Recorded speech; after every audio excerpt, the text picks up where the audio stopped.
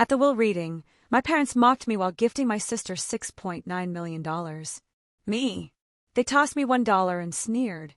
Go make your own. My mother grinned. Some children never measure up. But when the lawyer revealed Grandpa's last letter, my mom lost it. Can you imagine sitting in a lawyer's office, watching your own sister inherit a staggering $6.9 million while you, the one person who truly loved your grandfather, were left with just a single, solitary dollar? That's exactly where I found myself at 28, and as the shock hit me like a physical blow, I knew deep in my gut that something far more twisted and heartbreaking was unfolding than just a will. How could my beloved Grandpa Maxwell, my hero, my confidant, betray me like this? It felt like the ultimate injustice, and my chest ached with a pain I'd never known. Before I dive into how Grandpa's final, elaborate chess game turned my family upside down, I just want to say, if you've ever felt underestimated by your own family, you're going to want to hear this. Growing up in our middle-class Boston suburb, things looked pretty normal from the outside. Our house wasn't huge, but my parents, Richard and Elizabeth Riley, made sure my sister Caroline and I always had the latest gadgets and wore the right brands. For them, appearances were everything. Caroline, 3 years my senior, was always the golden child. She was beautiful, effortlessly social, and most importantly to my parents, completely practical. She followed their perfect blueprint: prestigious business school, flawless posture, an immaculate smile, destined to be the executive wife.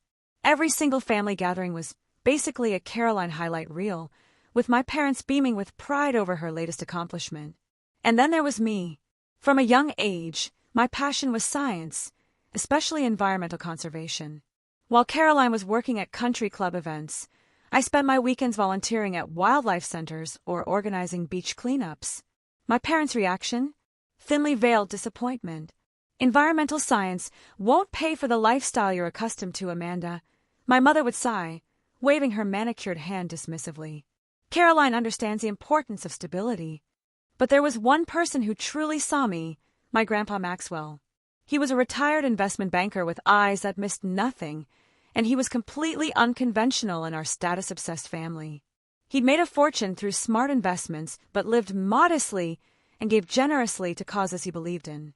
He wore the same worn leather watch for decades, despite my mom's endless attempts to buy him something more appropriate. The true value of something isn't in its price tag, Mandy, he'd tell me, using the nickname only he was allowed. It's in the purpose it serves. During college summer breaks, I'd visit his lake house in the Berkshires. While my parents and Caroline jetted off to European capitals, Grandpa and I would sit on his dock, fishing and talking about everything from climate change to philosophy. He never, ever made me feel like my interests were impractical or disappointing. The world needs more people who care about its future than its stock market, he'd say. Your passion has purpose, Mandy. Don't let anyone convince you otherwise. Family gatherings, though, were a completely different universe. Our Thanksgiving and Christmas dinners felt less like celebrations and more like formal performance reviews. My mother would orchestrate everything perfectly, from the table settings to the carefully curated conversations designed solely to showcase Caroline's achievements. Caroline just secured a summer internship at Goldman Sachs, my mother would announce, serving pie with a triumphant smile. Then, the inevitable pivot to me. Amanda is still exploring her options, she'd say with a tight smile that never quite reached her eyes. My father, a corporate attorney with a perpetually furrowed brow, would chime in with practical advice that always felt like a thinly veiled criticism. There's no money in saving trees, Amanda. It's time to think about your future realistically. But across the table, Grandpa Maxwell would give me a subtle wink. Sometimes he'd change the subject, other times he'd directly challenge my parents. Not everyone measures success by their bank account, Richard, he once told my father. Some of the richest people I know have never set foot on Wall Street. The tension would thicken. My mother would clear her throat and redirect, but I'd catch Grandpa's subtle nod of encouragement. In those moments, I knew I had at least one ally in the family. When Grandpa was diagnosed with pancreatic cancer 2 years ago, the dynamic shifted dramatically. Suddenly, my parents and Caroline were making frequent visits, bringing expensive gifts, offering to help manage his affairs. Their concern seemed to swell in proportion to his net worth, which even I knew was substantial. Me, I just visited him as I always had. I'd bring homemade soup, sit with him as he grew weaker, and we'd watch old westerns or I'd read from his favorite mystery novels. During one of my last visits, about 3 months before he passed, he seemed unusually alert despite his medication. "Mandy," he said, taking my hand with surprising strength. "Remember that timing is everything in investments and in life." "What do you mean, Grandpa?" I asked. He just smiled cryptically. "Patience is its own reward. The truth always rises to the surface, eventually." Then he changed the subject, asking about my latest research project. I got the call about his passing on a rainy Tuesday morning. I was out in the field, collecting water samples for my research, when my phone rang. My mother's voice was formal, almost businesslike. "Your grandfather passed this morning. The funeral is being arranged for Friday. Please wear something appropriate." No comfort, no acknowledgement of the special bond we shared, just logistics and appearance concerns. The funeral was exactly what my mother wanted. Elegant, restrained, and impressive to the right people. I watched her introduce herself to Grandpa's former colleagues, networking even in grief. Caroline wore designer black, her perfect makeup still flawless, even when she shed precisely 2 tears during the eulogy. My father spent most of the reception discussing investment strategies with Grandpa's financial advisors. I stood alone by the photo display I'd helped arrange, looking at snapshots of Grandpa's life. As a young man in the Army, holding my mother as a baby, teaching me to fish when I was 7. A vibrant life, reduced to a collage and polite conversation over expensive canapes. A week later, we received notice from Mr. Peterson, Grandpa's attorney, about the reading of the will. My mother immediately went shopping for appropriate attire. Caroline canceled client meetings. My father researched estate tax implications. Me, I just wanted closure, one final connection to the man who had truly seen me when the rest of my family looked right through me. I didn't expect much in terms of inheritance. Grandpa's material things weren't important. What I hoped for was some final words of wisdom, maybe his fishing gear, or the collection of conservation books we discussed. The night before the will reading, I couldn't sleep. I sat on my apartment balcony, looking at the stars, remembering how Grandpa had taught me constellations at the lake house. "Some patterns are only visible when you know what to look for," he'd said. I couldn't have known then how prophetic those words would become. The offices of Peterson Blackwell and Associates occupied the top floor of a sleek downtown building. Floor-to-ceiling windows offered panoramic views of Boston, a subtle reminder of the wealth that passed through these rooms daily. The conference room where we gathered featured an imposing mahogany table, gleaming under soft lighting, leather chairs that creaked with newness, and walls lined with law books that looked more decorative than used. My mother, of course, arrived first. Elizabeth Riley never missed an opportunity to be punctual and prepared, especially when money was involved. She wore a navy Chanel suit that probably cost more than 3 months of my rent. Her ash blonde hair, styled in a perfect bob, didn't move an inch when she turned her head sharply to assess my outfit. "You could have made more of an effort, Amanda," she whispered, eyeing my simple black dress. "This is an important day." My father strode in next, checking his Rolex and nodding curtly to Mr. Peterson. Richard Riley had the perpetual look of a man calculating costs and benefits, even at his own father-in-law's will reading. His eyes held a gleam of anticipation. Caroline arrived last, making an entrance in stiletto heels that clicked importantly across the hardwood floor. She air-kissed my cheeks, the scent of her expensive perfume lingering as she took the seat beside our mother, crossing her legs elegantly and placing her designer handbag precisely in her lap. I sat slightly apart from them, feeling like an outsider in my own family. The distance wasn't accidental. Mr. Peterson wasn't alone. Harold Winters, Grandpa's best friend of 50 years, sat quietly in a corner chair. Marta Jimenez, Grandpa's housekeeper of 20 years, dabbed at her eyes with a tissue. Unlike my family's composed faces, hers showed genuine grief. "Thank you all for coming," Mr. Peterson began, adjusting his glasses. Maxwell was very specific about how this proceeding should unfold. My mother straightened, her smile tightening. "We're all eager to honor his wishes, of course." Mr. Peterson nodded, unfolding a document. "I'll begin with some smaller bequests before addressing the main estate." The smaller bequests took nearly 30 minutes. Grandpa had left generous amounts to his favorite charities, his staff, and several friends. Harold received Grandpa's vintage car collection. Marta was given a life estate in the guest house on Grandpa's main property, and a sum that made her gasp.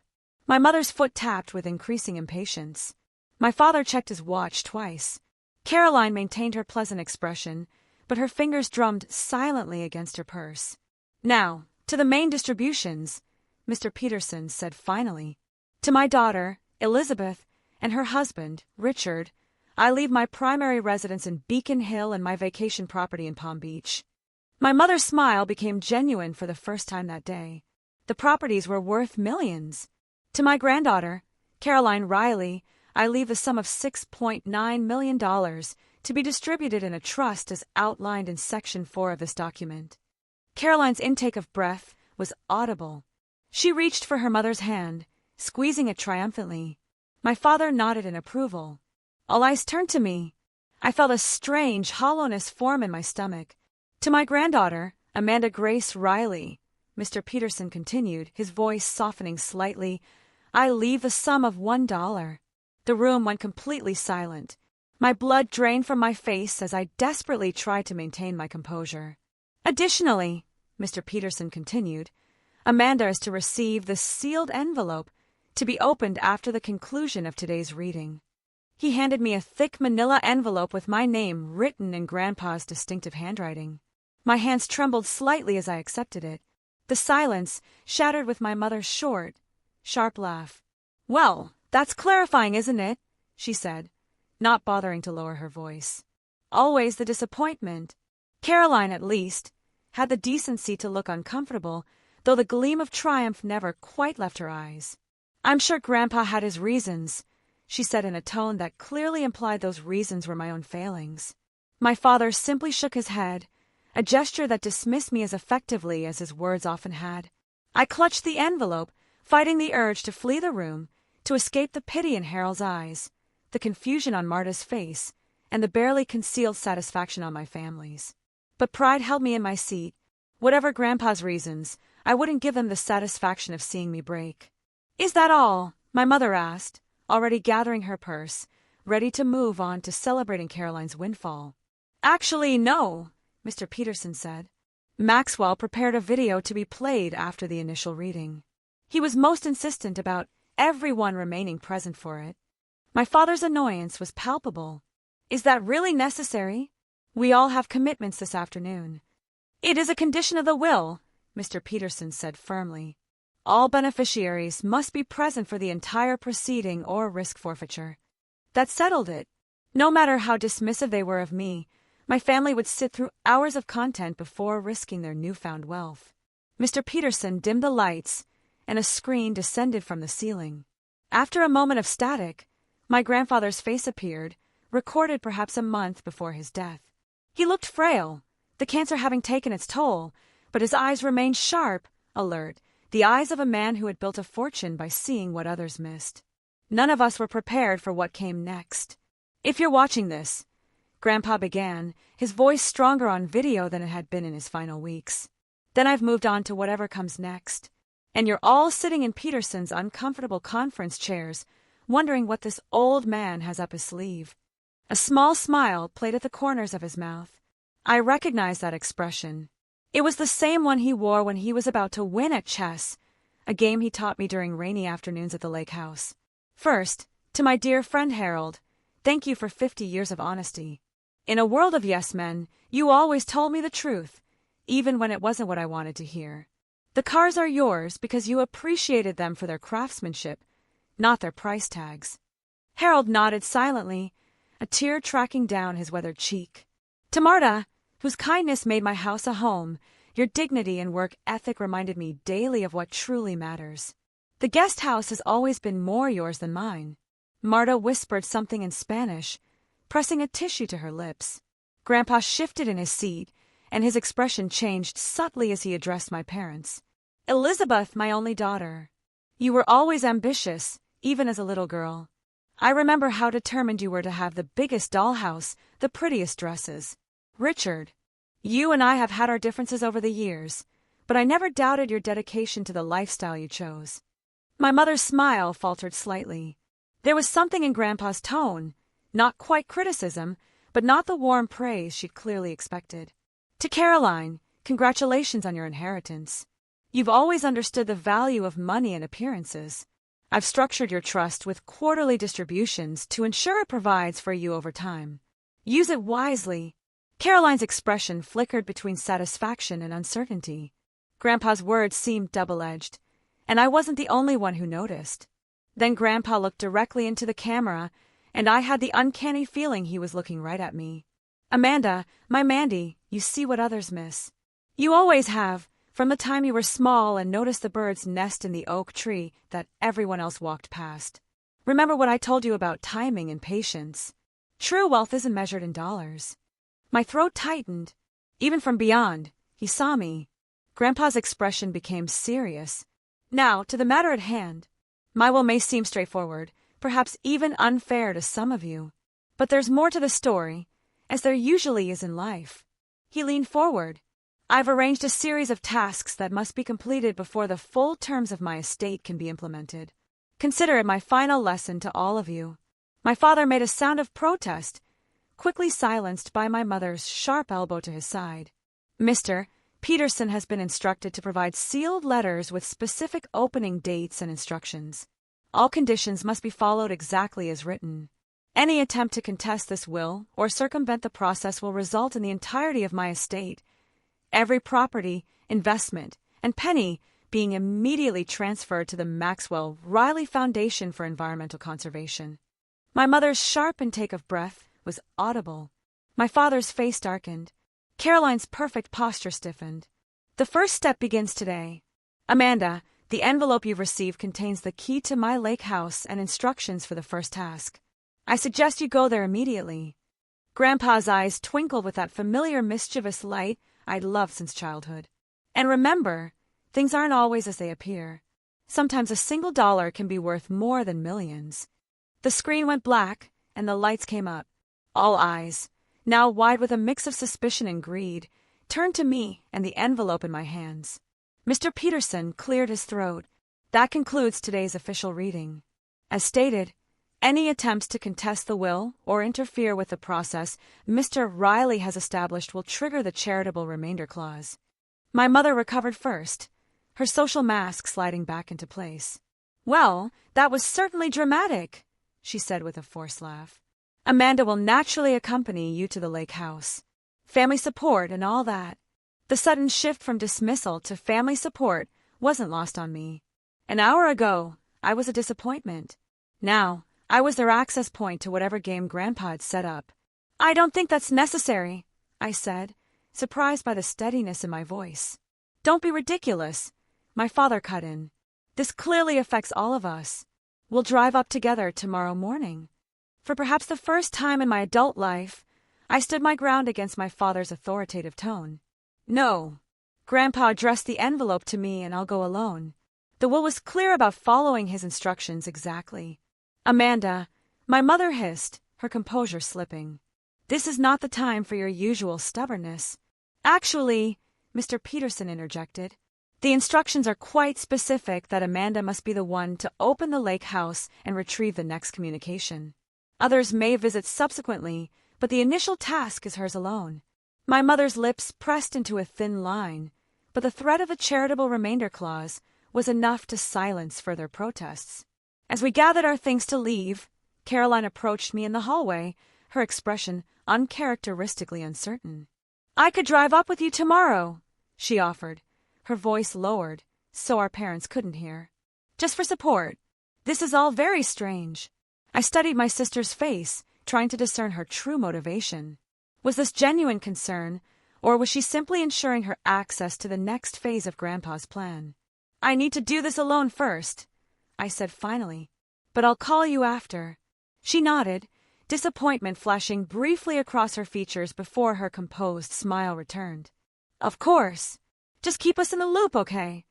As I walked to my car, clutching the unopened envelope, I couldn't shake the feeling that Grandpa's final game had only just begun.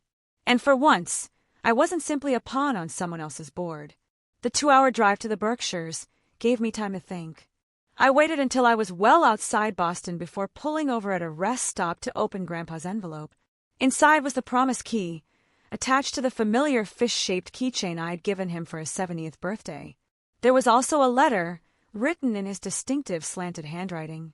"Mandy," it began, "if you're reading this, then the first phase is complete. Go to the lake house alone. In my study, you'll find the answers to questions you haven't thought to ask yet. Remember our chess games. The first move is never the most important one. It's the setup that matters. Trust yourself. Love, Grandpa." Cryptic as ever, even from beyond. I smiled despite myself and continued driving, memories flooding back with each familiar turn in the road. The lake house came into view just as the afternoon sun hit the water, creating those diamonds of light that had fascinated me since childhood. The modest A-frame cabin, with its wide deck overlooking the water, was exactly as I remembered, though perhaps a bit more weathered. Grandpa had refused my mother's repeated suggestions to update or expand the property. "Some things are perfect just as they are," he'd always said. I parked and was reaching for my overnight bag when another car pulled up behind me. Then another. My heart sank as I recognized my parents' Mercedes and Caroline's BMW. "Surprise!" Caroline called out, far too brightly, as she emerged from her car. "We thought we'd join you after all. Family adventure." My mother didn't bother with pretense. "We're not letting you handle this alone, Amanda. There's clearly something significant happening, and we all have a stake in the outcome. The will specified that I should come alone," I reminded them, anger building inside me. "For the initial entry only," my father countered smoothly. "Peterson confirmed we could join afterward. And look, you've arrived first. You'll enter first. We're just here to support the process." Support the process, not support me. The distinction was painfully clear. Rather than argue further, I turned and walked to the front door. The key slid into the lock with a familiar click, and the door swung open on slightly creaky hinges. The scent of pine and old books, Grandpa's scent, greeted me, and for a moment I stood frozen in the doorway, half expecting to hear his voice calling from the kitchen, offering hot chocolate. The house was exactly as he'd left it, though a fine layer of dust.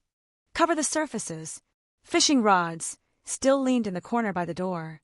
His reading glasses sat on the side table next to his favorite armchair, a bookmark still protruding from the mystery novel he'd been reading.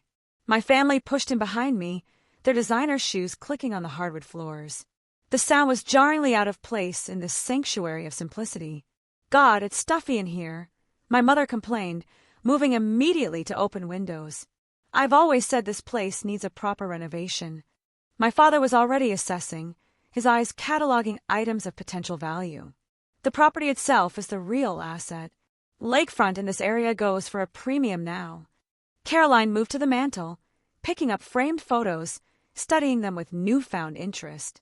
"I forgot how many pictures of you he had here," she said, her tone difficult to read. I ignored them all and moved toward the hallway that led to Grandpa's study. This door had always been kept locked when we visited as children. Not out of secrecy, but respect. "Everyone needs a space that's entirely their own," he'd explained. The fish keychain held a second, smaller key that fit this lock perfectly. I felt my family hovering behind me as the door swung open. The study was smaller than I remembered from my few childhood glimpses. Walls of bookshelves surrounded a simple oak desk positioned to look out over the lake. Maps of various countries were pinned to a corkboard. Filing cabinets lined one wall, and a worn leather chair sat waiting as if Grandpa had just stepped out momentarily. "Start looking for anything valuable," my father instructed, moving immediately to the filing cabinets. "Investment records, property deeds, anything that might explain what's happening." "Richard," my mother scolded, though her own eyes were scanning the room calculatingly. "Show some respect." Maxwell was her father-in-law. I approached the desk slowly, drawn to a framed photo I'd never seen before. It showed a much younger Grandpa standing proudly in front of a small office building. The sign read, "Riley Innovations." Something tickled at my memory, but before I could grasp it, Caroline was beside me. "What's that?" she asked, reaching for the photo. "I don't know," I admitted. "I've never seen it before." My father glanced over. "Riley Innovations. Never heard of it." Something in his tone made me look up sharply, but his expression gave nothing away as he returned to rifling through files. On the desk pad lay a single sheet of paper with a series of numbers written on it, followed by a question. Where did it all begin?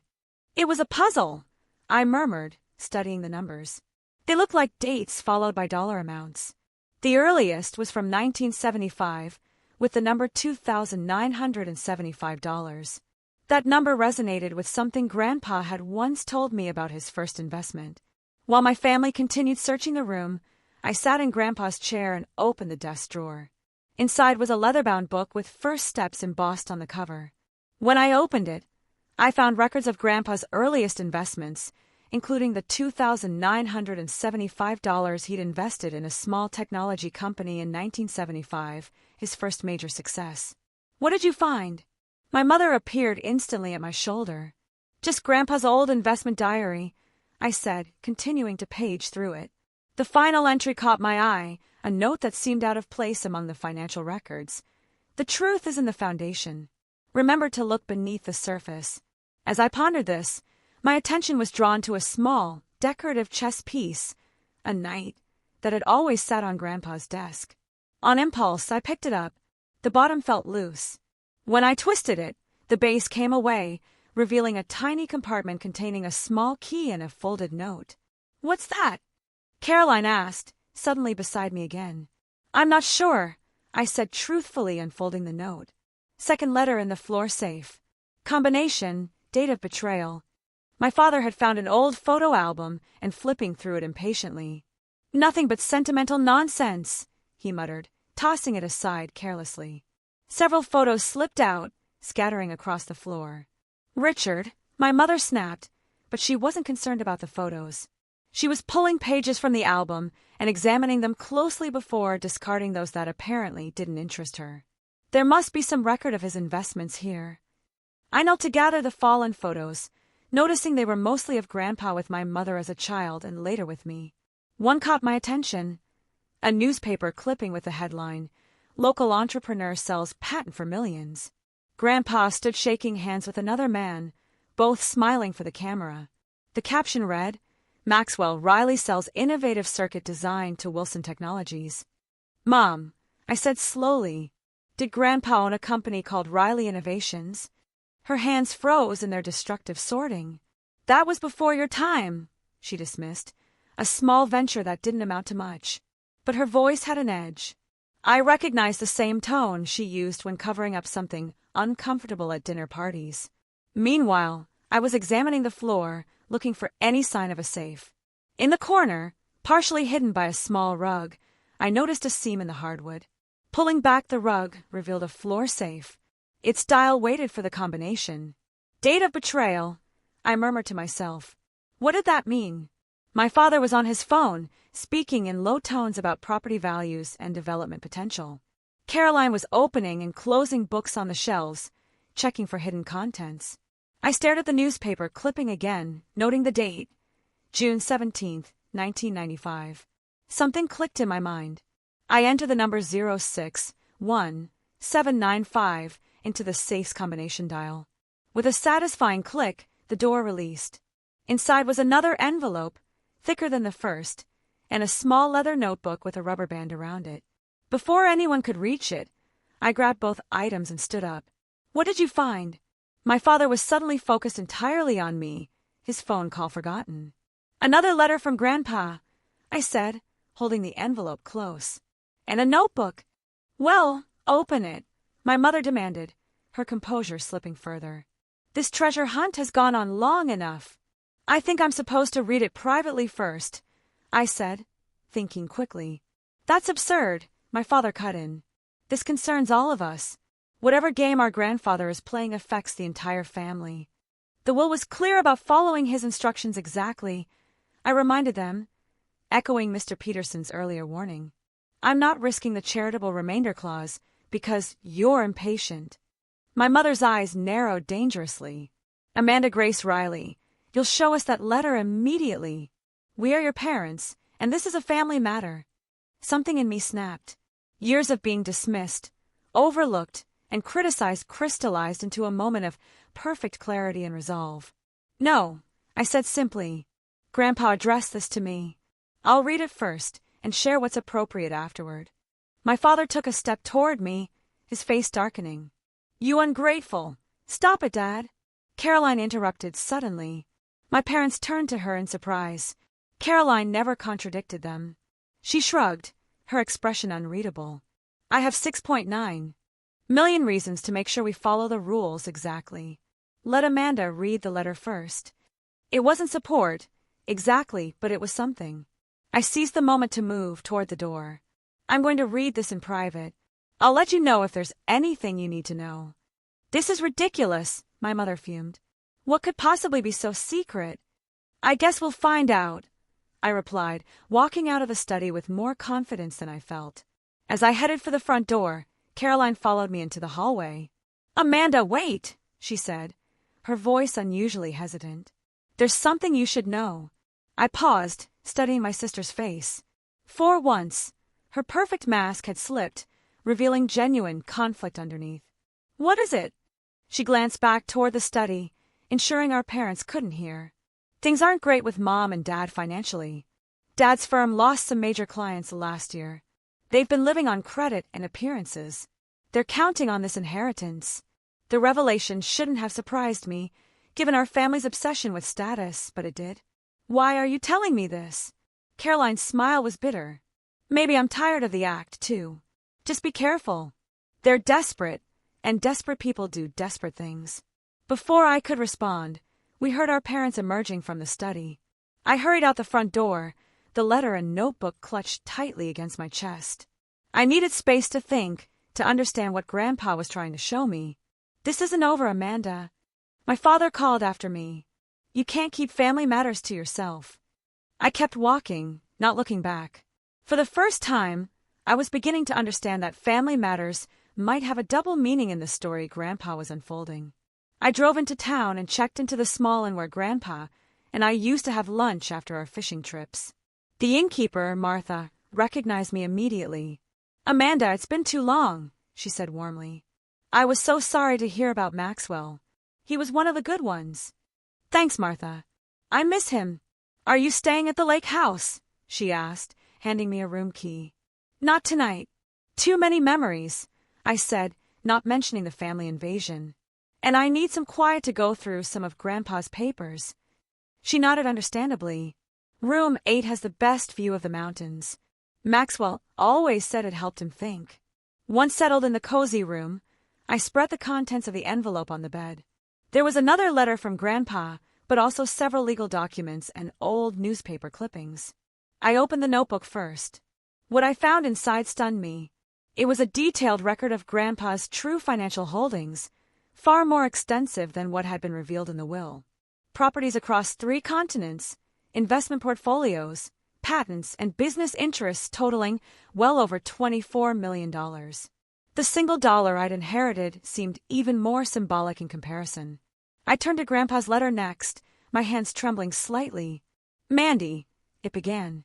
If you're reading this, you've taken the first step in understanding why things are as they are. The notebook contains the truth about my estate, far more substantial than what was revealed at the reading. But money is just money. What matters is the truth behind it. Your next task is to investigate Riley Innovations. The company's records are held by Peterson in a separate file. Call him, and he'll provide access. Once you understand what happened there, you'll know why I've structured things this way. Be careful, Mandy. The people closest to us can sometimes be the ones we know least. Trust your instincts. They've always been good. Love, Grandpa. I immediately called Mr. Peterson, who wasn't surprised to hear from me. Maxwell anticipated your call around this time, he said. I have the Riley Innovations files ready. I can send them securely to your email now. Within minutes, my laptop pinged with the arrival of dozens of scanned documents. As I read through them, the story of Riley Innovations emerged, and with it, a disturbing revelation about my family.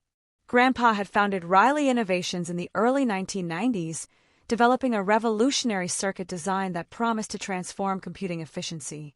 The company was small but growing, with several patents pending.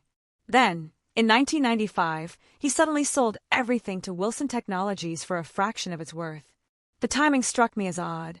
Why would a savvy businessman like my grandfather sell a promising company for less than its value? I dug deeper into the files. There it was, a memo from Richard Riley, my father, who had been handling some legal work for the company. He had apparently advised Grandpa that a competing patent would render their technology worthless, recommending an immediate sale. 6 months later, Wilson Technologies had used Grandpa's design to launch their most successful product line ever, making billions. No competing patent had ever emerged.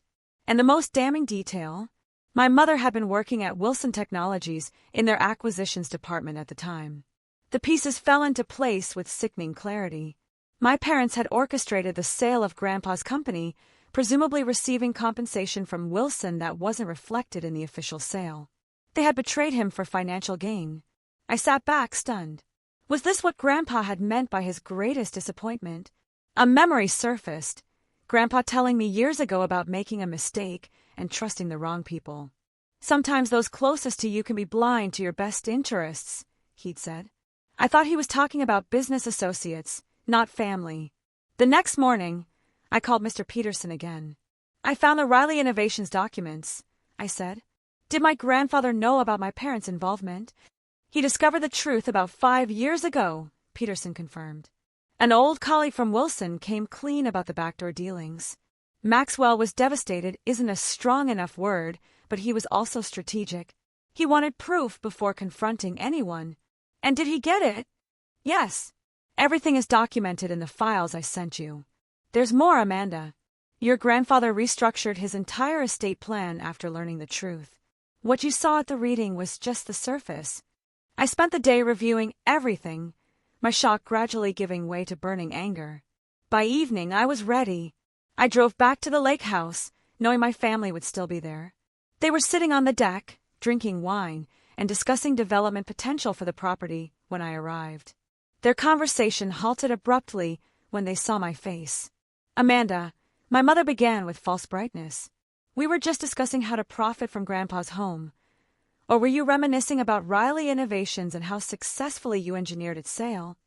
I finished for her. The wine glass nearly slipped from my mother's hand. My father's face hardened into the expression he used in tough negotiations.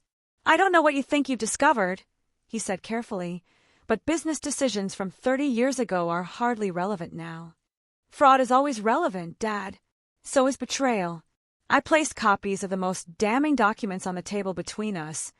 My mother's memo to Wilson's CEO, outlining Grandpa's vulnerabilities, my father's falsified legal opinion, the backdated consulting agreement that had paid them nearly $500,000 after the sale went through. Where did you get these? My father demanded, his voice dangerous. Grandpa had copies all along, I said. He knew what you did. Both of you. My mother recovered quickly, her social mask sliding back into place. You're blowing ancient history out of proportion. Business is complicated, Amanda. Your grandfather did very well from that sale. He was robbed of millions, I countered, by his own daughter and son-in-law. Caroline had been unusually quiet, staring at the documents with growing horror. Is this true? She finally asked our parents. Did you really do this? Of course not, our mother snapped. Amanda is being dramatic as usual. But something had shifted in Caroline's expression. She turned to me. This is what Grandpa's game is about, isn't it? He's making things right. Before I could answer, a courier arrived at the door with a special delivery envelope addressed to me. Mr. Peterson said to deliver this exactly at 7 p.m., the young man explained. Inside was a third letter from Grandpa with a handwritten note from Peterson, to be opened when the truth is laid bare. My hands shook as I broke the seal, acutely aware of my family watching intently. I read the letter aloud, my voice growing stronger with each word. My dear family, if this letter is being read, then Amanda has discovered the truth about Riley Innovations. The betrayal I experienced at the hands of those I trusted most was the greatest disappointment of my life. But it taught me to look more closely at character, at who people truly are beneath the appearances they maintain. The will reading you attended was part of a test, one final assessment of character. The true disposition of my estate depends entirely on how each of you has behaved during this process. Everything has been observed and documented. My mother's face had gone deathly pale. My father looked like he might be sick. Mr. Peterson has been instructed to arrive at the lake house at this time with a notary and witnesses to document the final phase of my estate plan. The choice of who truly inherits now depends on what has been revealed about each of you. As if on cue, Mr. Peterson's car pulled up outside, followed by 2 others. My mother stood up abruptly, knocking over her wine glass. This is ridiculous. A person can't control from the grave. We'll contest this entire charade. I wouldn't advise that, said Mr. Peterson, entering with his associates. Maxwell anticipated every possible legal challenge. Contesting will only ensure everything goes to charity, as stipulated. He added, besides, you might want to see this first. He opened his laptop and played a video. It showed my parents searching Grandpa's study the previous day, my mother tearing pages from photo albums, my father making calls about developing the property before Grandpa was even properly buried. The lake house has been equipped with recording devices for the past week, Peterson explained. Maxwell wanted to see true colors, not performances. My mother's scream could probably be heard across the lake. You had no right. This is invasion of privacy. My father lunged for the laptop, but one of Peterson's associates blocked him. Richard Riley, I'd advise against any rash actions. There are legal consequences to destroying evidence. Evidence of what? Caroline asked, her voice small. Mr. Peterson turned to her. Evidence of character, Miss Riley, and potentially evidence related to the fraud committed against Maxwell regarding Riley Innovations. He turned to me. Amanda, your grandfather left instructions that you should be the one to make the final decision once all facts were known. What decision? I asked, confused. Whether to pursue legal action against your parents for their fraud, which would likely result in criminal charges given the evidence, or to implement the alternative inheritance plan he designed. My father's face had turned ashen. You wouldn't, he said to me. We're your parents. Parents who called me a disappointment my entire life. I replied, a lifetime of hurt surfacing at once. Who dismissed my dreams. Who valued appearances over truth. Who betrayed their own father for money. What's the alternative plan? Caroline asked quietly. Peterson handed me another document. Maxwell restructured his estate to place the majority of his true fortune, approximately $24 million, plus the intellectual property rights that should have made him a billionaire, into a trust. Amanda would control this trust with ethical oversight provisions. My mother made a strangled sound. My father seemed to age 10 years in an instant. The properties already distributed would remain with their recipients, Peterson continued. But the trust would control all liquid assets and business interests. So Amanda gets everything after all we've done for this family? My mother's voice had taken on a hysterical edge. What exactly have you done for this family, Mom? I asked quietly. Lie. Manipulate. Betray. You ungrateful little, she began. But Caroline cut her off. Stop it, Mom. Just stop. My sister's voice was tired but resolute. It's over. We've lost. My father tried a different approach. Amanda, sweetheart, you have to understand. Business decisions are complicated. We never meant to hurt anyone. We can explain everything. But the time for their explanations had passed. The documents spoke for themselves. The recording showed who they really were. Mr. Peterson, I said finally, I need time to think about this. Can we reconvene tomorrow? He nodded understandingly. Of course. Maxwell left one final message for this moment. Would you like to hear it? At my nod, he played a short audio clip of Grandpa's voice. Forgiveness is optional, Mandy. Wisdom is mandatory. Whatever you decide, do it with clarity and purpose, not emotion.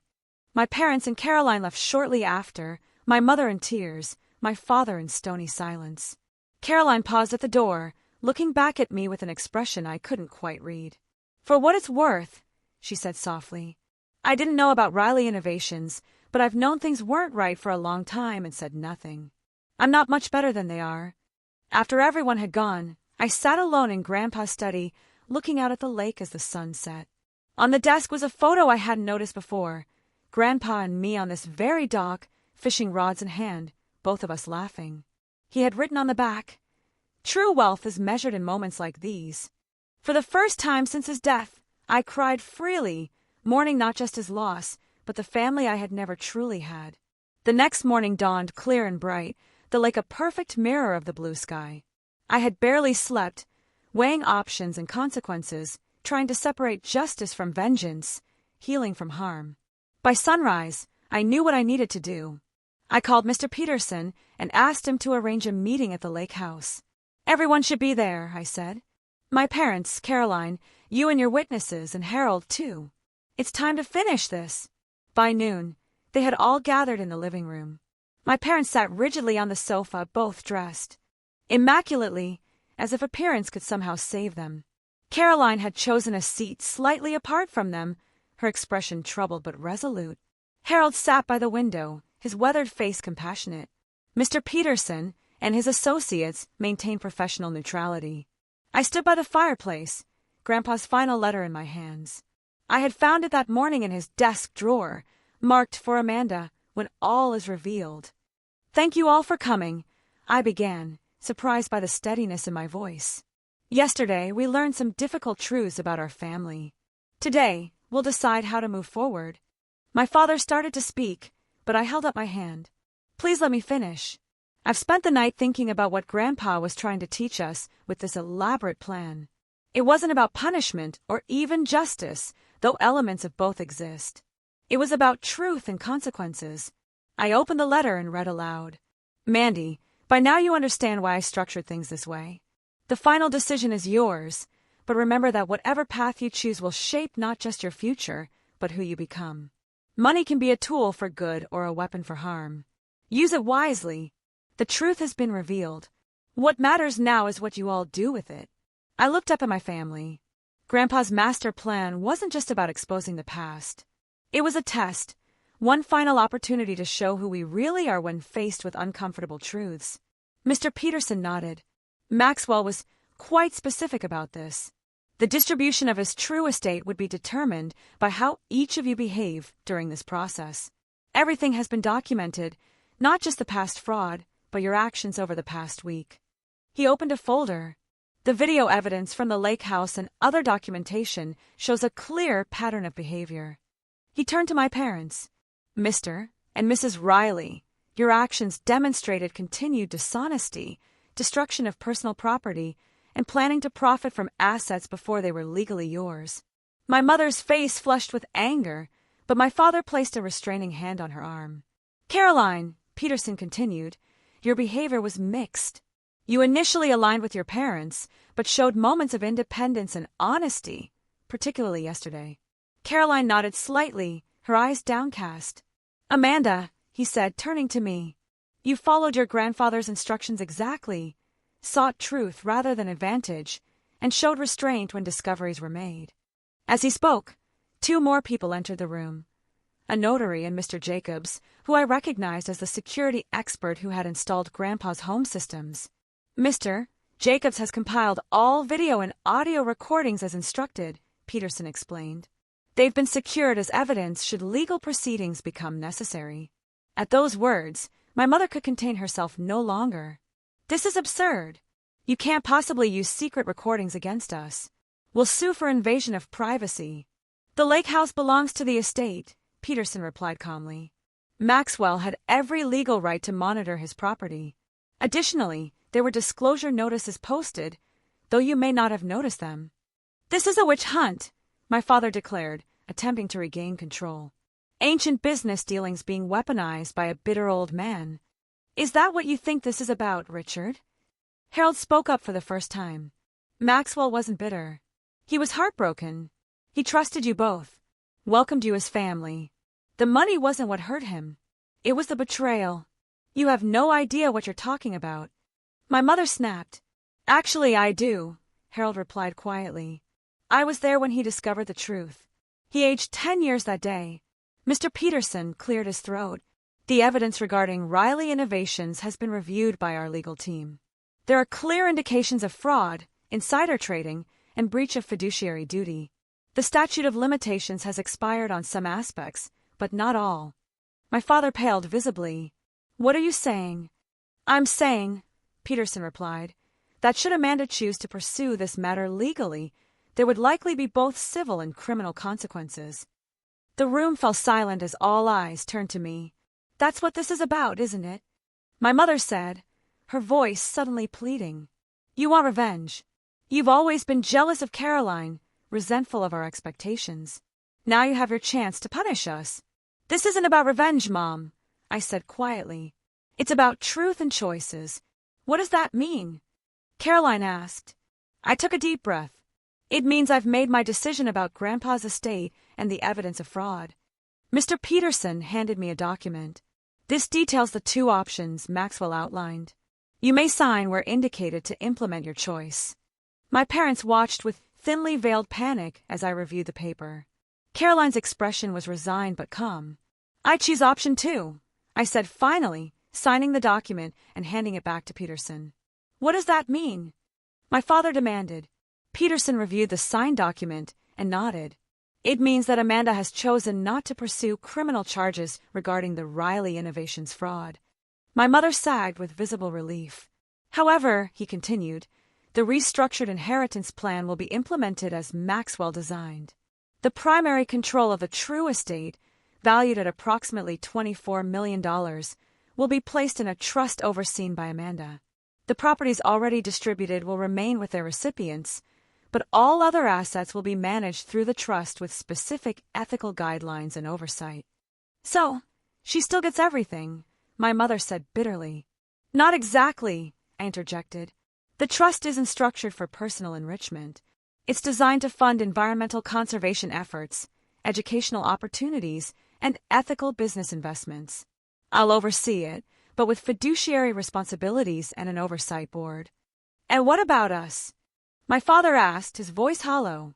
You keep the properties you've been given, which are substantial, but the cash distributions will be contingent on certain conditions. What conditions? Caroline asked. I met her eyes directly. Honesty. A family counseling process to address the patterns that brought us here. And for Mom and Dad, community service hours with environmental organizations. My mother laughed incredulously. You can't be serious. I've never been more serious, I replied. This isn't punishment, Mom. It's an opportunity to rebuild on a foundation of truth instead of appearances. And if we refuse, my father challenged, then the trust document stipulates that your portion will be redirected to the Maxwell Riley Foundation, Peterson answered. It's your choice. My father stood abruptly. This is emotional blackmail. We won't be part of it. Dad, stop. Caroline said suddenly. Just stop. She turned to me. I accept the conditions. All of them. My parents stared at her in shock. I'm tired of the lies, she continued. Tired of the constant pressure to be perfect, to maintain appearances at all costs. I want something real for once. Caroline, you can't mean that. My mother gasped. I do, Mom. I've been part of the problem too long. I knew things weren't right, but went along because it was easier. I'm done with that. A heavy silence fell over the room. This is your final decision? Peterson asked me formally. I nodded. Yes. No criminal charges, but the trust implemented as Grandpa designed with the conditions I've outlined. Very well. I'll file the necessary paperwork immediately. Mr. and Mrs. Riley, you have 48 hours to accept or decline the conditions of your continued distributions. My father's face was stone. We'll need to consult our attorney. Of course, Peterson replied, though I should mention that Maxwell anticipated that response as well. The trust document includes a provision for legal challenges that would not work in your favor. As Peterson and his associates packed up their materials, my parents remained frozen on the sofa. The wreckage of their carefully constructed facade was scattered around them. Elizabeth Richard, Harold said gently, Maxwell didn't do this out of cruelty. He believed people could change if given the right motivation. Even at the end, he hoped you would. My mother turned away, but not before I caught the flash of something genuine in her eyes. Perhaps the first real emotion I'd seen from her in years. One by one, everyone left until only Caroline and I remained in the living room. The afternoon sun cast long shadows across the floor as we sat in silence, the weight of the day's revelations settling around us. What happens now? She finally asked. I don't know exactly, I admitted. But for the first time, whatever happens will be based on truth, not illusions. She nodded slowly. I really didn't know about Riley Innovations, Amanda. But I knew something wasn't right with Mom and Dad. I've always known. Why didn't you ever say anything? Her laugh was sad. Same reason you spent years trying to please them, despite the constant criticism. They're parents, and I was getting the benefits of being the favorite. She looked out at the lake. Grandpa liked you better, though. I was always jealous of that. He didn't like me better, I said. He saw me clearly. There's a difference. As the sun began to set, casting golden light across the water, I found Grandpa's final message, a handwritten note tucked into his favorite book on the shelf. It read, simply, "The truth will set you free. But first, it will make you very uncomfortable. Worth it every time. Love you, Mandy." Standing on the dock where we had spent so many hours together, I finally understood what he had been trying to teach me all along. True wealth wasn't in bank accounts or properties. It was in the courage to see clearly, to speak truth, and to remain true to yourself, even when it would be easier to look away. 6 months passed like a dream and a lifetime all at once. The lake house had transformed from a simple cabin into the headquarters of the Maxwell Riley Foundation for Environmental Innovation. The main house remained largely unchanged, a testament to Grandpa's simple tastes and my desire to honor his memory. But the boathouse had been converted into a state-of-the-art research lab where scientists studied sustainable technologies. I stood on the dock, watching the morning mist rise off the water, remembering how Grandpa and I used to count fish jumping before breakfast. So much had changed, yet in the quietest moments, he still felt present. The foundation was flourishing beyond my wildest expectations. We had already funded 3 major conservation projects and established scholarships for students pursuing environmental science degrees. The Trust's ethical investment arm was backing promising startups focused on renewable energy and sustainable agriculture. The journey hadn't been smooth. The first months after the revelation were brutal in ways I hadn't anticipated. Despite my decision not to pursue criminal charges, the emotional fallout was severe. I found myself alternating between righteous anger and crushing doubt. Had I done the right thing? Was I honoring Grandpa's legacy, or somehow betraying it by not seeking full justice? Weekly therapy sessions became my lifeline. Dr. Marshall helped me navigate the complex grief I was experiencing, not just for Grandpa, but for the family I had thought I had, for the parents I had spent a lifetime trying to please. Grief isn't linear, she reminded me during one particularly difficult session, and it's even more complicated when betrayal and years of emotional manipulation are involved. Be patient with yourself. My parents had reacted exactly as I'd expected. After consulting multiple attorneys and discovering that Grandpa had indeed created an ironclad trust document, they reluctantly agreed to the conditions I had set. The community service requirement was particularly galling to my mother, who complained bitterly about digging in dirt with common volunteers at the Urban Garden Project. But something unexpected happened around the 3-month mark. My father called me, his voice lacking its usual authoritative edge. "The Watershed Restoration Project," he said awkwardly. "It's actually interesting." The engineer explained how the natural filtration system works. "It's quite ingenious, really." It wasn't an apology or even an acknowledgement of past wrongs, but it was something.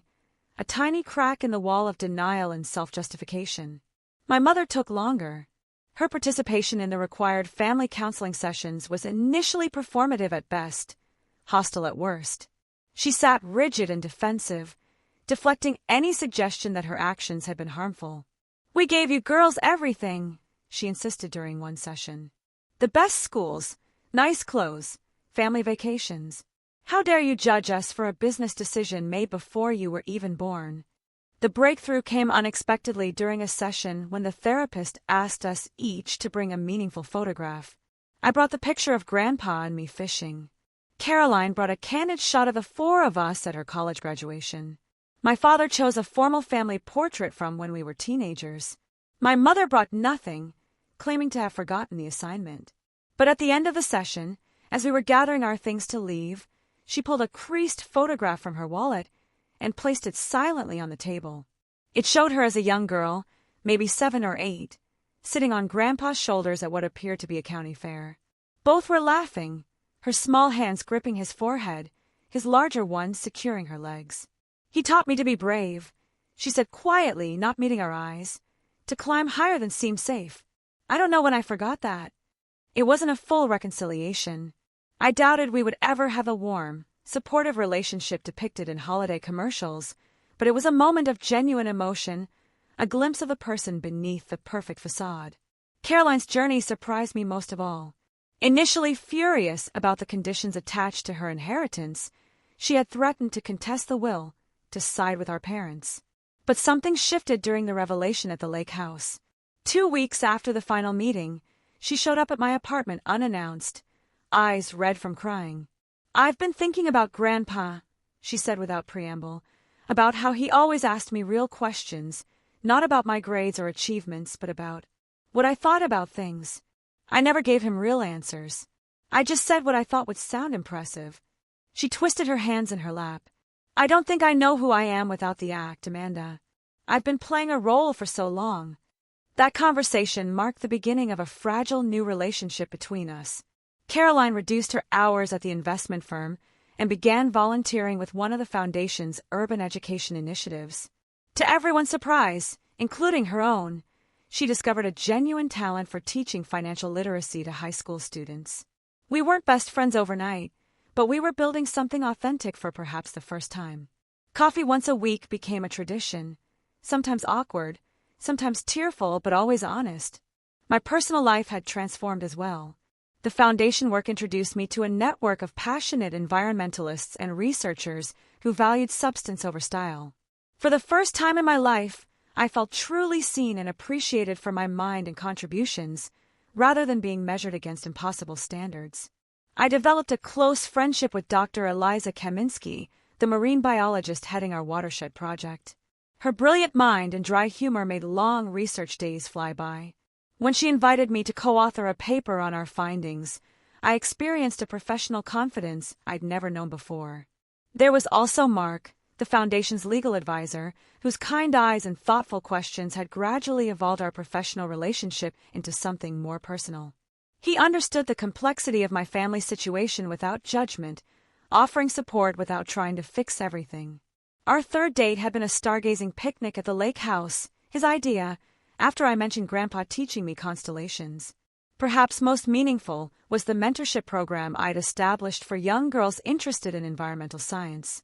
Watching them light up during field research trips, encouraging their questions and ideas, I felt Grandpa's influence coming full circle. I was becoming for them what he had been for me, a believer in their potential and an appreciator of their unique perspectives. The most unexpected encounter came 6 months to the day after the will reading. I was hosting a community open house at the foundation headquarters when I spotted my parents across the lawn. They weren't scheduled to be there. Their community service hours were normally on Wednesdays, and this was Saturday. They stood awkwardly at the periphery, my father examining the solar array with professional curiosity, my mother clutching her handbag like a shield. When they saw me notice them, my father gave a stiff nod. My mother attempted a smile that didn't quite succeed. I walked over, unsure what to expect. "The facility looks impressive," my father said formally. "Very professional operation." "Thank you," I replied. "We're particularly proud of the wetlands reconstruction. It's already showing improved water quality." My mother glanced around at the other attendees.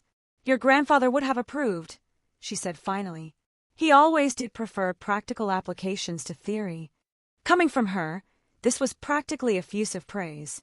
I noticed she was wearing the simple pearl earrings Grandpa had given her for her 21st birthday, jewelry she had previously dismissed as too plain. "Would you like a tour?" I offered. They stayed for almost an hour, asking occasional questions, maintaining careful politeness. It wasn't forgiveness or reconciliation, exactly, but it was acknowledgement of the foundation, of my work, of a reality beyond appearances. As they were leaving, my mother paused. "Your sister mentioned you found Maxwell's journal. I was wondering." She stopped, seemingly unable to formulate her request. "There are some entries about you," I said, understanding what she couldn't ask. "From when you were young. Happy memories. I could share copies if you'd like." Something flickered across her face, regret, perhaps, or longing. "I would, thank you." That evening, I sat in Grandpa's study, my study now, reading the journal he had left specifically for after the dust settles. Unlike the evidence-filled letters that had driven the revelations, this was simply his private thoughts, observations about life and family spanning decades. One entry, dated shortly after he discovered the truth about Riley Innovations, caught my heart. The hardest lesson of my life has been learning that we can love people deeply and still not truly know them. Elizabeth was the light of my life from the moment she was born. Yet somewhere along the way, she became someone I don't recognize. Do we fail as parents when our children choose values so different from our own? Or is it simply the price of allowing them to be individuals? I cannot change their choices now, but perhaps I can still teach my granddaughters the value of integrity, especially Mandy, who sees the world with such clear eyes. Tears blurred my vision as I traced his handwriting with my fingertip. Even in his profound disappointment, he had been thinking of teaching, of growth, of future possibilities. The final page contained what I now considered my life manifesto, written in Grandpa's bold script. The greatest inheritance isn't money or property or even education. It's the clarity to see truth and the courage to stand for it. Everything else is just details. I closed the journal and walked out to the dock as the sun set over the lake. A fish jumped, creating ripples that spread in ever-widening circles, one small movement affecting everything around it, just like truth. My phone buzzed with a text from Caroline. Community garden meeting went well. Mom actually participated. Small steps. I smiled and typed back. Progress, not perfection. Dinner Sunday. Looking out over the water, turned golden by the setting sun, I felt Grandpa's presence more strongly than ever.